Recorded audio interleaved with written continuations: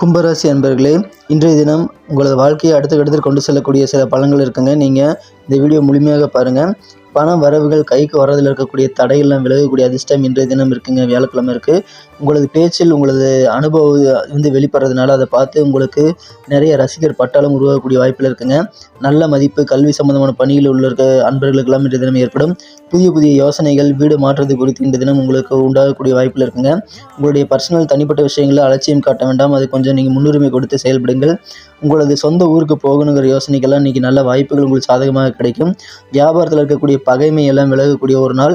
சிறந்த ஆதரவு சூழல் வியாபாரிகளுக்கு இன்றைய தினம் கிடைக்கும். குறிப்பாக விவசாயத்தில் அதிகமான ஆதரவு கிடைக்கும். உத்தியோகத்தில் இருக்கக்கூடிய அன்பர்களுக்கு உங்கள் வேலையில் இருக்கக்கூடிய மாற்றங்கள் உங்களுக்கு சாதகமான சூழ்நிலை உருவாக்குங்கிறதுனால மாற்றங்களை ஏற்றுக்கொள்ளுங்கள். நீங்கள் ஆசைப்பட்ட சலுகைகள் எல்லாம் இன்றைய தினம் உங்கள் உத்தியோகத்தில் கிடைக்கக்கூடிய வாய்ப்பில் இருக்குங்க. உயர் பதவிகள் கிடைக்க வாய்ப்புகள் உண்டு. குடும்ப சூழ்நிலையில் நீங்கள் மாற்றங்கள் ஏதாவது செய்கிறீங்க அப்படின்னா அதுக்கு முன்னாடி இருக்கக்கூடிய சூழ்நிலையை சரியாக பயன்படுத்திட்டீங்களா அப்படின்றத கவனித்து பாருங்கள்.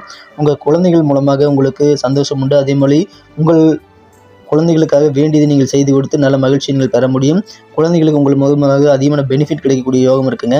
காதல் வாழ்க்கையில் உங்கள் மனம் கவர்ந்த காதலர் உங்களது கருத்து வேறுபாடுகள் சிலவற்றை உண்டாக்கினாலும் அவரே அதை அவருடைய சகிப்புத்தன்மையால் அதை சரி செய்து விடுவார். அதனால் உங்களுக்கு சந்தோஷம் அதிகரிக்கும் காதல் வாழ்க்கையில். இன்றைய தினத்திற்கான அதிர்ஷ்ட நிறமாக நீங்கள் சிகப்பு நிறத்தை பயன்படுத்தலாம்.